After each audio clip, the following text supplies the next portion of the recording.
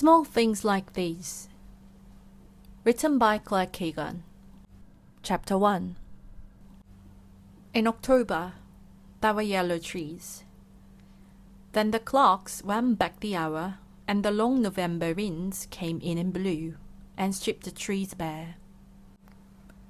In the town of New Ross, chimneys threw out smoke, which fell away and drifted off in hurry, drowned out strings before dispersing along the quays, and soon the river barrow, dark as stout, swelled up with rain.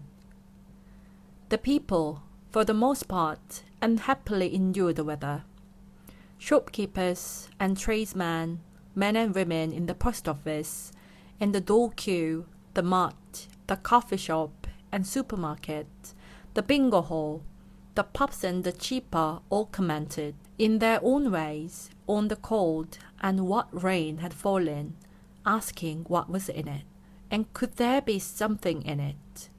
For who could believe that there again was another roll-called day?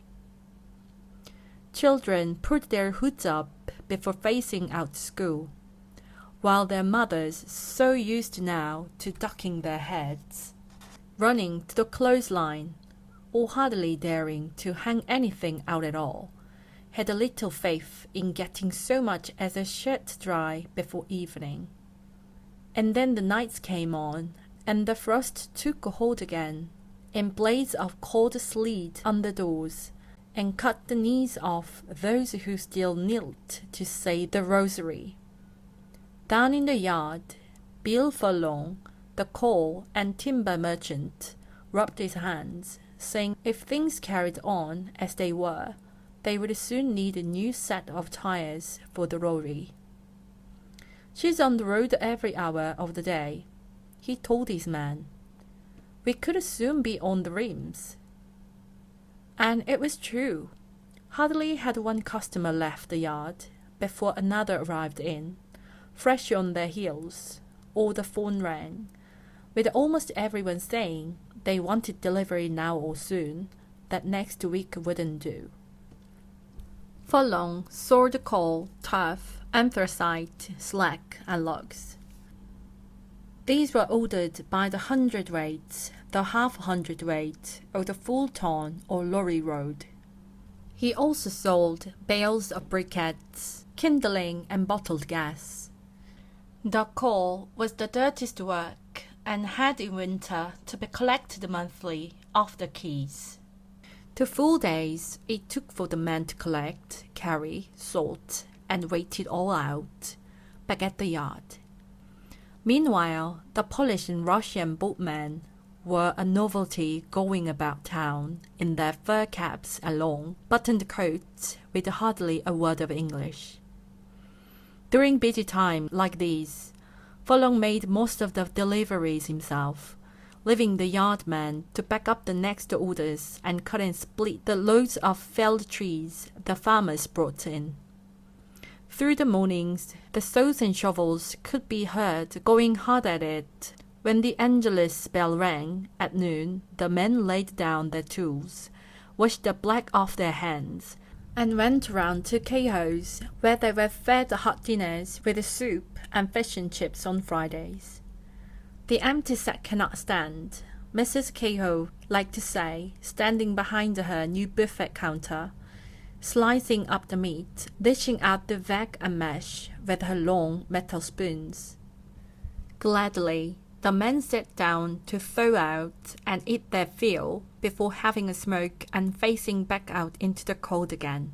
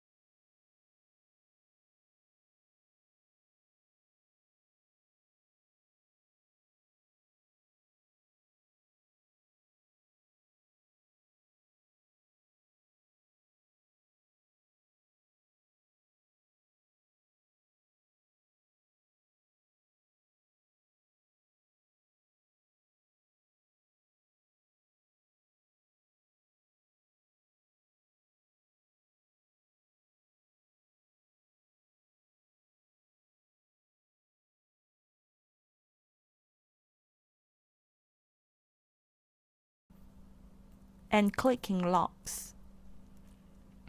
Hello? Hello, he said, holding the door half open, with this hand folded over the side. Pip blinked to break her stare, but she couldn't help it. He looked so much like Saul. The Saul she knew from all those television reports and newspaper pictures. The Saul now fading from her memory. Ravi had his brother's messy black side-swept hair, thick arched eyebrows,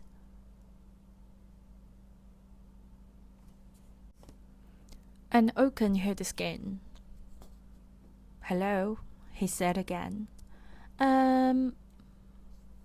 Pip faltered. He'd grown even taller since she last saw him. She'd never been this close before, but now that she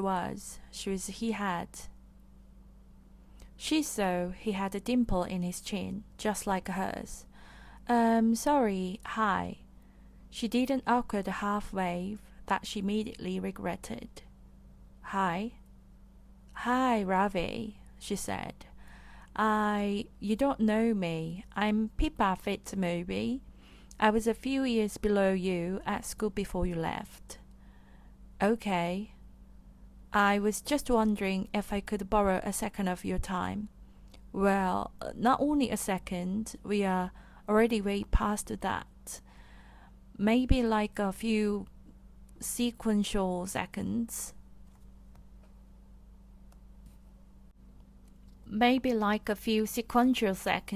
If you can spare them." Oh God, this was what happened when she was nervous. Words spewed out, unchecked and over-explained until someone stopped her. Ravi looked confused. "Sorry," Pip said, recovering. I'm doing my senior capstone project at school and..." "What's a capstone project?" "It's kind of like a senior thesis you work on independently alongside normal classes. You can pick any topic you want, and I was wondering if you'd be willing to be interviewed for mine." "What's it about?" His dark eyebrows hugged closer to his eyes. It's about what happened 5 years ago." Ravi exhaled loudly, his lip curling with what looked like anger. "Why?" he said. "Because I don't think your brother did it, and I'm going to try to prove it." Pippa Fitzmoby, July 30th, 2019. Capstone Project Log Entry 1. Our capstone project logs are supposed to be for recording any obstacles we face in our research, our progress, and the aims of our final reports. Mine will have to be a little different. I'm going to record all my research here, both relevant and irrelevant, because I don't really know what my final report will be yet, or what will end up being important. I'll just have to wait and see where I'm at, and see where I am at after all my investigating and what essay I can bring together. I'm hoping it will not be the topic I proposed to Mrs. Morgan. I'm hoping it will be the truth. What really happened to Andy Bell on April 18th, 2014? And if, as my instincts tell me, surreal, Sal Singh is not guilty, then who killed her? I don't think I will actually solve the case and figure out who murdered Andy. I'm not